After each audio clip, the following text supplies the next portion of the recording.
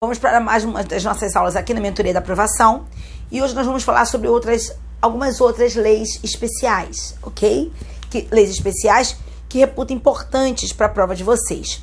Eu quero falar hoje, por exemplo, da questão referente ao racismo. Racismo que é crime imprescritível, insuscetível de graça, de fiança, de anistia. O racismo que é, ao lado da ação dos grupos armados contra o Estado Democrático de Direito, os crimes imprescritíveis existentes na legislação penal brasileira.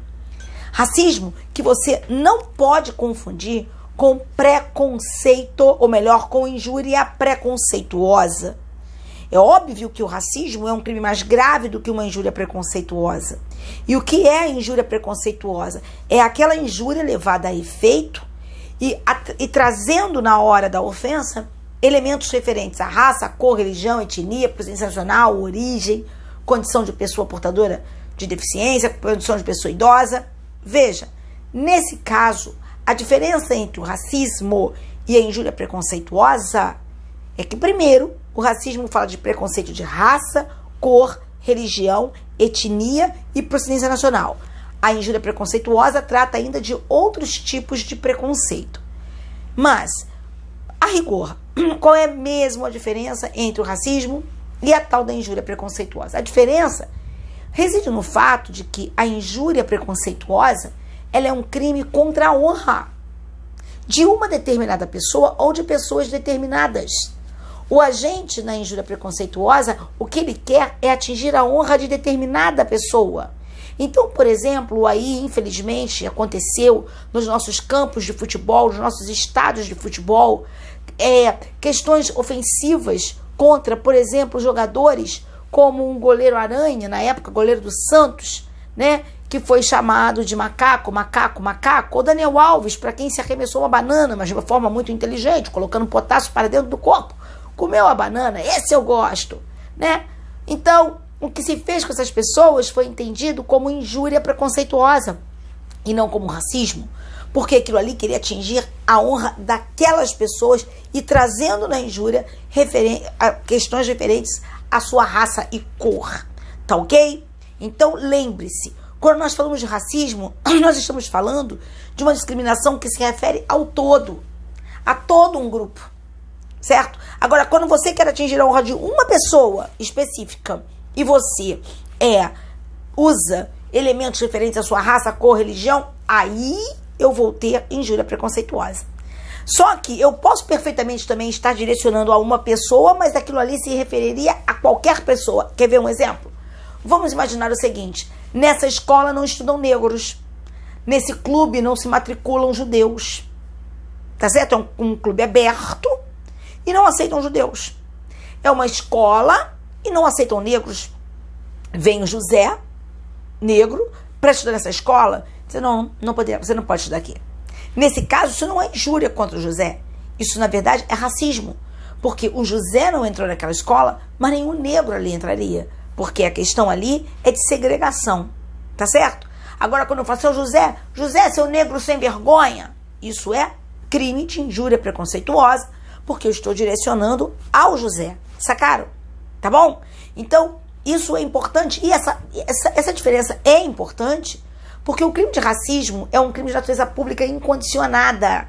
O racismo é um crime de ação penal pública incondicionada. E a injúria preconceituosa? Ora, a injúria preconceituosa é um crime de ação penal pública condicionada à representação nos termos do artigo 145 do Código Penal brasileiro. Então já tem essa diferença. A injúria preconceituosa ela é um crime prescritível e afiançável. O racismo é imprescritível e inafiançável. Lembrar que também foi colocada agora na questão do racismo, ampliando-se a questão do preconceito. Não apenas se fala do preconceito de raça, cor, religião, etnia e procedência nacional, de acordo com a interpretação dada pelo Supremo Tribunal Federal, que muito criticada por todos, ou pela enorme maioria dos técnicos do direito. Agora também se colocou aqui, na questão referente ao racismo, a LGBTfobia, ou seja, a questão da homofobia, a questão de segregação de alguém em razão de preconceitos criados contra alguém, em razão da sua condição, da sua opção de gênero. Ok? Muito bem. Embora isso seja um tanto quanto questionável, na medida em que o Supremo Tribunal Federal não pode criar um crime, na medida em que o Supremo Tribunal Federal deve respeitar o princípio da legalidade. Porém, isso que é na sua prova é uma coisa complicada e você deverá colocar, sim, da possibilidade de nós estarmos diante de racismo por questão referente à orientação de gênero, tá certo? Muito bem. O racismo tem... Todo crime de racismo, como eu falei, é um crime de ação penal pública incondicionada. E o racismo, ele pode ser praticado perfeitamente por um funcionário público. Quando o racismo for praticado por funcionário público, na condição de funcionário público, se valendo do fato de ser funcionário público para a prática do crime de racismo, a lei prevê a possibilidade da perda do cargo imposta a esse funcionário público. Esse funcionário público, então, pode vir a perder o seu cargo. Ok? E essa perda do cargo é um efeito automático? Não. Essa perda do cargo é um efeito não automático da condenação. O que significa dizer que para que o funcionário público que praticou racismo venha efetivamente a perder o cargo em razão da prática desse crime, o juiz deverá declarar perdido o cargo na sentença condenatória e deverá motivar as razões, fundamentar as razões pelas quais declarou perdido o cargo. Bem, quando se fala de racismo, se fala então de práticas segregatórias, como, por exemplo, impedir que alguém tenha um emprego numa instituição privada, né, consiga um emprego, consiga uma vaga numa instituição privada, não dar às pessoas as mesmas condições de trabalho, não permitir a pessoa ingressar nas Forças Armadas, no serviço público, impedir a pessoa de se casar, criar impedimentos referentes ao casamento por razão de raça, cor, religião, etnia e procedência nacional. Fala a lei também de impedir ou negar atendimento em salões de cabeleireiros, restaurantes, enfim. Mas veja, para ser racismo, tem que ser em razão do preconceito de raça, cor, religião, etnia e procedência nacional. Se você, por exemplo, se nega a atender um cliente por uma questão referente a dinheiro, achando que ele não tem dinheiro, o fato é que racismo não será. Vai ser um outro crime, mas não vai ser racismo. Ok? Também temos lá a questão de você criar problemas para o ingresso, como já falei, das Forças Armadas, já falei, também ingressar em salões de cabeleireiros, escolas, e você, ainda assim, praticar qualquer conduta discriminatória nos termos do artigo 20, promover discriminação de raça, cor, religião, etnia e procedência nacional, incitar discriminação de raça, cor, religião, etnia e procedência nacional, e inclusive divulgar a cruz suástica ou a gamada para fins de divulgação do nazismo, para fins de engrandecimento do nazismo. Tá ok? Isso são práticas consideradas caracterizadoras do crime de racismo. Agora, escute. O racismo não vai falar da questão referente a preconceito contra as pessoas idosas em geral. Não. O racismo não fala do preconceito com relação às pessoas idosas. Por quê? Porque o preconceito referente às pessoas idosas nós vamos encontrar onde? Nós vamos encontrar na lei dito idoso, no denominado Estatuto do Idoso, Lei 10.741. E o que é que eu peço que vocês façam na prova de vocês? Pelo amor de Deus. Caiu alguma coisa referente à raça, cor, religião, etnia e procedência nacional, tu vais correr para a lei de racismo. Agora, caiu alguma coisa referente a idoso, tu vais correr para o Estatuto do Idoso, Lei 10.741. Cara, você vai estar com o teu código, você vai estar com o teu vade-mecum na hora da tua prova. Então você tem que correr para a tua prova, tá certo? E ali você vai encontrar alguns crimes contra idosos, né? Então você, a partir do artigo 94, você vai ter toda a estrutura do Código, do Estatuto do Idoso no que tange a parte penal. Observações que devem ser feitas com relação a essa parte penal, hein? Vamos lá. Primeira coisa que você deve verificar. Você deve verificar que, em se tratando de crime previsto no Estatuto do Idoso, todos os crimes ali previstos são de ação penal pública incondicionada. Todos. todos os crimes ali previstos são de ação penal pública incondicionada, independem, portanto, de qualquer vontade do idoso de que seja ou não seja deflagrada ação penal. Começa por aí. Segundo, você deve saber que nenhum crime previsto no Estatuto do Idoso admite a aplicação das denominadas escusas absolutórias. Então, por exemplo, o cara se apropriou do dinheiro do idoso. Isso está descrito lá no Estatuto do Idoso. Mas aí quem fez isso foi o filho dele. É um crime patrimonial praticado sem violência e sem grave ameaça, né? Contra o seu ascendente. Ele vai ficar isento de pena? A resposta não. Porque não se aplica, coloca isso na sua cabeça, não se aplicam as escusas absolutórias, aquelas dos artigos 181 e 182 do Código Penal, quando se tratar de crime praticado contra pessoa idosa, ok? E nem se aplica nenhuma escusa absolutória em se tratando de crime patrimonial contra idoso, por expressa disposição no artigo 183. Então, recapitulando, aquela escusa absolutória que diz que o filho que praticar um crime contra o seu pai idoso, o cônjuge que praticar um crime, o cônjuge que praticar um crime contra o seu outro cônjuge idoso, nunca vai poder ter a escusa absolutória, porque não se aplicam as escusas absolutórias aos crimes praticados contra idosos. Dá uma olhada no artigo 183 do Código Penal, com redação determinada pelo Estatuto do Idoso. Então, nem nos crimes patrimoniais, nem nos crimes previstos no Estatuto do Idoso. Por quê? Porque na grande maioria das vezes, esses crimes que são previstos no Estatuto do Idoso são praticados por filhos, por cônjuges, por companheiros, ok? Então, não se aplicam as escusas absolutórias. Não se aplicam escusas absolutórias a crimes praticados contra idoso, descritos no Estatuto, e também não se aplica aos crimes patrimoniais descritos no Código Penal, ok? Muito bem. Então vamos lá. Um outro lance que se tem que saber com relação a crime contra idoso. Crime contra idoso somente será de menor potencial ofensivo quando tiver pena não superior a 2 anos. A pena máxima não pode ultrapassar 2 anos. O conceito de crime de menor potencial ofensivo do Estatuto do Idoso é o mesmo conceito de crime de menor potencial ofensivo que nós temos na 9.099.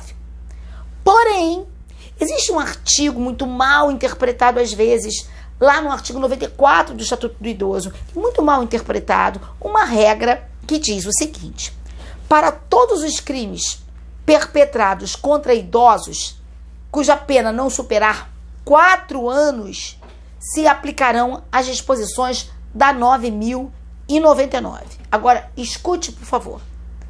Quando se fala isso, não se está modificando o conceito de crime de menor potencial ofensivo. Não. Crimes contra idosos, previstos nesse estatuto, e quaisquer outros, somente serão de menor potencial ofensivo se a pena máxima não superar 2 anos. Porém, nos crimes até 4 anos de pena, com pena máxima até 4 anos, merecerão a aplicação do procedimento célere, simples, sumário, previsto na Lei 9.099. Entendeu? Então, por favor, não confunda uma coisa com a outra. Se o crime foi perpetrado contra idoso e tem pena de até 2 anos, ele é um crime de menor potencial ofensivo e serão aplicados os institutos despenalizadores da 9.099. Porém, se o crime não tiver pena máxima até 2 anos, tá? Não vou poder aplicar os institutos despenalizadores da 9.099, porque ele não vai ser um crime de menor potencial ofensivo. Porém, se ele tiver pena até 4 anos, ainda que não seja de menor potencial ofensivo, e ainda que eu não possa aplicar os institutos despenalizadores, deverá ser usada a ritualística, o procedimento célere da 9.099, ok? Porque a ideia do estatuto não é proteger quem pratica um crime contra o idoso, é proteger o idoso, dando, portanto, um procedimento célere para a solução das questões referentes a crimes contra idosos. Joia? Bem, algumas observações que devem ser feitas quando você for analisar esses crimes contra idosos, primeiro você vai procurar. Eles estão aqui a partir do artigo 98. Você vai sair procurando isso aí, verificando o que tem, né? Então ali tem várias condutas preconceituosas contra idoso. Reter cartão de idoso. Temos também a questão do preconceito contra idoso, né? A questão da humilhação contra os idosos, a questão de deixar os idosos jogados em casas e estabelecimentos para cuidar, abandonados lá, como muitos deixam, né? Tanto o abandono material quanto o abandono afetivo da pessoa idosa. Mas nós temos que prestar atenção, porque nesse estatuto, além dessas figuras que vocês vão ler, vocês prestem atenção, não é nem preciso que vocês fiquem perdendo tempo para ficarem decorando essas condutas. Vocês vão ter o vadimécum. Você só precisa saber o que está lá. Você não precisa decorar, você precisa saber o que está lá.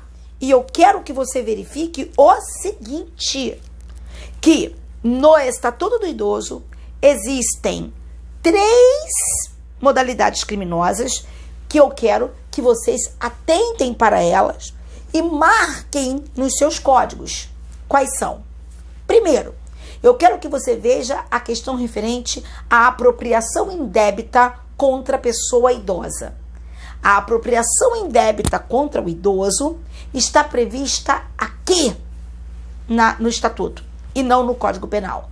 Você vai usar esta regra específica do Estatuto do Idoso no artigo 102 do Estatuto do Idoso. Vamos ver aqui? Botar o óculos? Porque no outro dia eu fiz aí uma leitura aí de um dispositivo, até lembro, a súmula 583, que para ler foi uma tristeza, Jesus. Eu lembro disso, tá? Ceguinha.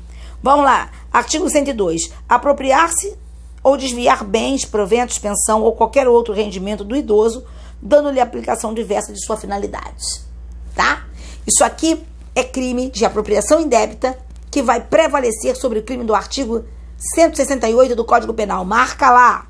Outra coisa, temos também aqui os maus tratos contra pessoa idosa.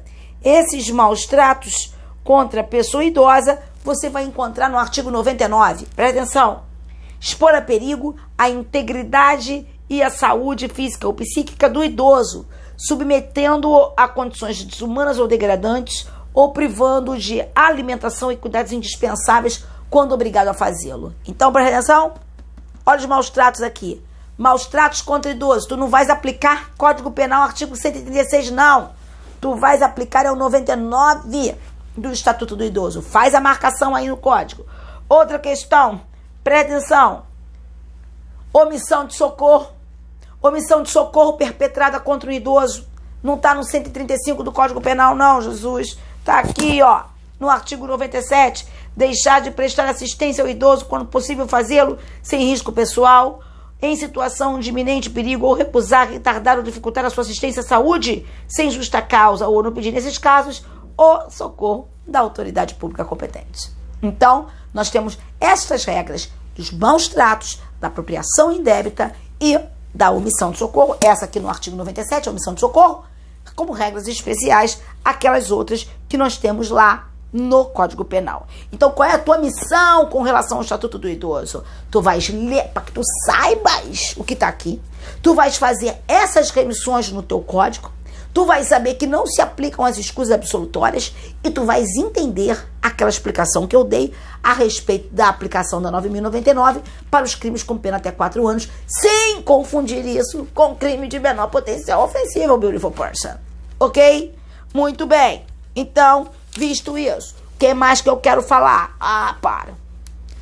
Existe lei específica para a proteção das pessoas portadoras de vírus HIV.